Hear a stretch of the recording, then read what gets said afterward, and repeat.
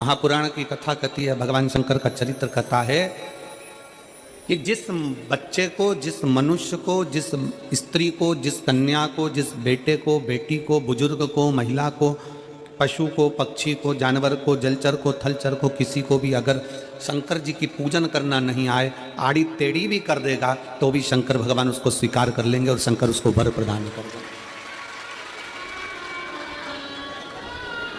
शिव उसकी पूजन को स्वीकार कर लेते, शंकर भगवान उसकी पूजन को स्वीकारते।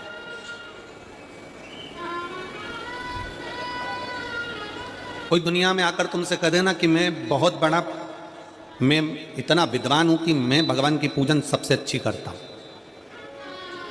अगर कोई तुमसे आकर कह दे कि मैं सबसे ज्यादा विद्वान हूं, शंकर जी का अभिषेक मैं बहुत अच्छे से करता हूं। कोई तुमसे आकर कह दे कि मेरी पूजन में कोई कमी नहीं रहती, मैं इतनी अच्छी पूजन करता हूं। कोई विद्वान से विद्वान व्यक्ति भी आकर तुमसे कह दे कि मैं शंकर जी का अभिषेक इतना विद्वत्ता में कराता हूं कि मैं शंकर जी की आराधना सबसे श्रेष्ठ कर सकता हूं, तो मान लेना कि शिव मिल नहीं सकते, शंकर नहीं मिल सकते। शिव जी की पूजन वही स्वीकार है जिस पूजन में थोड़ी सी कमी रह जाए।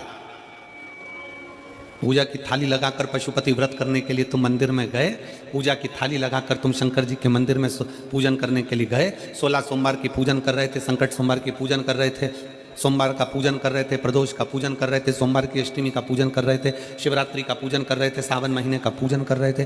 पूजन की थाली में सारा सामान जमा लिया तो भी मंदिर में जाकर कोई सामान याद आए तो समझ लेना कि तुम्हारी पूजन भगवान शंकर ने स्वीकार कर लिया। और मुझे विश्वास है मेरी जीजियों पर, मुझे विश्वास है मेरी बेटियों पर, मुझे विश्वास है मेरे बेटाओं पर और मेरे जीजाओं पर। मेरी जीजियों ने, मेरे जीजाओं ने, मेरी बेटियों ने कभी तो मंदिर में पूजन करी होगी। बोलो करी कि नहीं करी किसी मंदिर में जाकर पूजन? जम के बोलो जरा, करी है ना? और आपकी पूजन की थाली में, आपके पूजन की थाली में कुछ ना कुछ कमी तो रही होगी ना। कभी माचिस रह गई, कभी दिया रह गया, कभी अगरबत्ती रह गई, कभी कंकु लाए थे कंकु रह गया, कभी चंदन रह गया, कभी कोई जनेऊ रह गया, कभी सुपारी रह गई, कभी कोई प्रसाद रह गया। फिर याद आया मैं तो ये घर छोड़कर आ गई, मेरे घर पे रह गया, अब क्या करूं? शंकर जी की कथा कहती है कि शिव उपासना में अगर तुम्हारी थोड़ी सी कमी रह जाए, समझ लेना कि शंकर जी ने तुम्हारी उपासना को स्वीकार कर लिया। और यह केवल तुमसे ही मतलब नहीं है,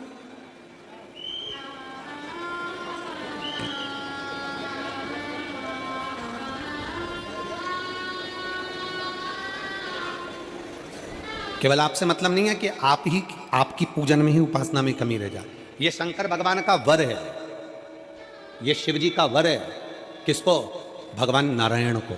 जिस समय पर नारायण ने संकल्प लिया था कि सावन के महीने में 108 कमल के पुष्प रोज समर्पित करूंगा। सुनिए कथा सबने, 108 कमल के पुष्प भगवान नारायण ने संकल्प लिया कि मैं भगवान को रोज दूंगा। रोज 108 कमल के पुष्प मंगवाते देते। सावन का आखिरी दिन था, सावन का आखिरी दिन, और सावन के आखिरी दिन भगवान नारायण 108 कमल के पुष्प लेकर भगवान को चढ़ाने के लिए जैसे ही बैठे, बैठते से ही जैसे ही चढ़ाने के लिए बैठे वैसे ही एक कमल का पुष्प कम रह गया। लक्ष्मी जी से कहा जाओ जल्दी से कमल का पुष्प लाओ। लक्ष्मी जी कमल का पुष्प ढूंढती रही, नहीं मिला। सब दूर देखा, सारी जगत में देखा, पर कमल का पुष्प लक्ष्मी जी को नहीं मिला। लक्ष्मी जी को कमल का पुष्प नहीं मिला। आखिरी में पूजन की थाली में कमल का एक पुष्प कम रह गया। भगवान नारायण ने अपना आंख निकालकर भगवान शंकर को समर्पित कर दिया। क्या निकालकर समर्पित करी? अपनी एक आंख। और जब भगवान ने अपनी एक आंख निकालकर भगवान को समर्पित करी, उस दिन का नियम है आज तक, अगर पूजन की थाली में कोई कमी रह जाती है, पूजन में कोई कमी रह जाती है, तो एक आंख, आंख मतलब आखा चावल, आखा चावल जानते हो आप लोग? जम के बोलो जरा, आखा मतलब पूरा। हम आंख तो भगवान को नहीं दे पा रहे इस संसार सागर में, कलिकाल में। एक आंख के बराबर आखा चावल, एक आखा चावल पूरी पूजन होने के बाद शंकर जी को समर्पित कर दो। शिव भगवान नारायण की आंख के बराबर उसको स्वीकार कर लेते, भगवान शिव उसको स्वीकार कर लेते, शंकर भगवान उसको स्वीकार कर लेते हैं। शिव इसको स्वीकार कर लेते हैं। भगवान नारायण ने एक आंख भगवान शंकर को दे दी। शंकर भगवान ने अपना सुदर्शन चक्र भगवान विष्णु को दे दिया। भगवान शंकर त्रिनेत्रधारी हो गए और भगवान नारायण सुदर्शन चक्रधारी हो गए। सुदर्शन चक्रधारी 108 कमल के पुष्प में से एक पुष्प अगर छुपाने वाला कोई था तो वो देवाधिदेव महादेव थे। शंकर भगवान ने कहा भगवान विष्णु से, हे नारायण, आपके कमल के पुष्प को, एक पुष्प को मैंने छुपाया था। आज मैं वर देता हूं, जो शिव की आराधना करेगा, जो शंकर की आराधना में बैठेगा, उसकी पूजा की थाली में जान करके नहीं तो तुम घर पे कोई सामान जान करके छोड़ जाओ, जान करके नहीं, लेकर सब जाना है पूरी पूजन की थाली में। अगर कोई कमी रह जाती है, शिव कहते हैं उसकी पूजन को मैं स्वीकार कर लेता हूं, उसकी पूजन को मैं स्वीकार। जान करके कोई कार्य नहीं करना है अपने को।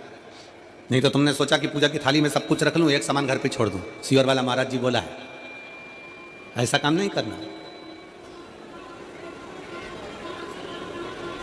कई लोग जान कर जब घर से निकलते हैं तो कोई शुभ शकुन करना रहता है तो जान करके शुभ शकुन करते हैं। गाय को घेर के लेकर आएंगे, बछड़े को घेर कर लेके आएंगे कि आज ये जा रहे हैं तो इनके सामने से दूध पीती हुई बछड़ा और गाय निकलेगी तो शुभ शकुन होगा। अब वो तो अनायास कोई शुभ शकुन हो जाए, अचानक से कलश लेकर कोई स्त्री निकल जाए। जब हम नेपाल में कथा करने के लिए गए तो वहां पर कान वाले ने पत्र लिखा, और शायद नेपाल की कथा में वो पत्र आप लोगों ने सुना भी होगा। उस दुकान वाले ने अपने पत्र में लिखा कि गुरुजी, मेरी दुकान बिल्कुल नहीं चलती थी और मैं किसी देवता पर भरोसा नहीं करता, मैं कहीं नहीं जाता, पर 15 घर छोड़कर एक लड़का रोज प्रतिदिन 1 लोटा जल लेकर शंकर जी के मंदिर में जाता है और मेरा दुकान पे आने का समय वही टाइम होता है। वो लोटा लेकर निकलता है और मैं दुकान की ओर बढ़ता हूँ, दोनों का मिलना थोड़ा आगे होता है। गुरुजी, जब से वो 1 लोटा जल भरा हुआ कलश मेरे सामने से निकल कर जाता है, तब से मेरी दुकान चलना इतनी प्रारंभ हो गई कि मुझे पीछे पलट कर नहीं देखना। अब ना उस दुकानदार ने उस लोटे वाले को कहा कि तू जल लेकर जा, उस लोटे वाले ने भगवान शंकर की कथा को श्रवण करा और 1 लोटा जल लेकर शंकर के मंदिर में जाना प्रारंभ करा। संसार के ऐसे कई शिव भक्त हैं जो अपने घर से 1 लोटा जल लेकर शिव जी के मंदिर में जाते हैं। कोई सुबह सुबह निकल कर जा रहा होता है, भरा हुआ लोटा उसके सामने से निकलता है तो शुभ शकुन हो जाता है और जाते हुए का कार्य सफल हो जाता है। अपने आप मंगल शकुन हो रहा है,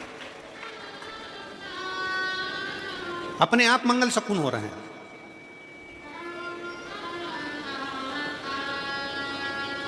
ना जाने कितनों के कार्य अपने आप हो रहे हैं और कर का हो जाता है और शिव उसको स्वीकार कर लेते हैं। प्रदोष के दिन, प्रदोष काल में 2 जगह दिए लगाना प्रारंभ कर दो। पहला, बेलपत्री के वृक्ष के नीचे पहला दिया प्रदोष काल में, प्रदोष के दिन बेलपत्री के वृक्ष के नीचे, और दूसरा दिया अपने दरवाजे की चौखट के बाहर, मतलब अपन बाहर खड़े होंगे, अंदर की ओर दिया नहीं, बाहर की ओर। एक दिया बेलपत्र के नीचे देवाधिदेव महादेव से प्रार्थना कर कर, हे शिव शंकर, हे गौरी शंकर, हे शिव, आज प्रदोष का दिन, प्रदोष काल में आप भ्रमण के लिए निकलोगे नंदीश्वर के साथ में, ऐसी कृपा करना, आपके लिए मैंने द्वार सजाया है, भोलेनाथ आपकी दृष्टि मेरी चौखट पर भी कर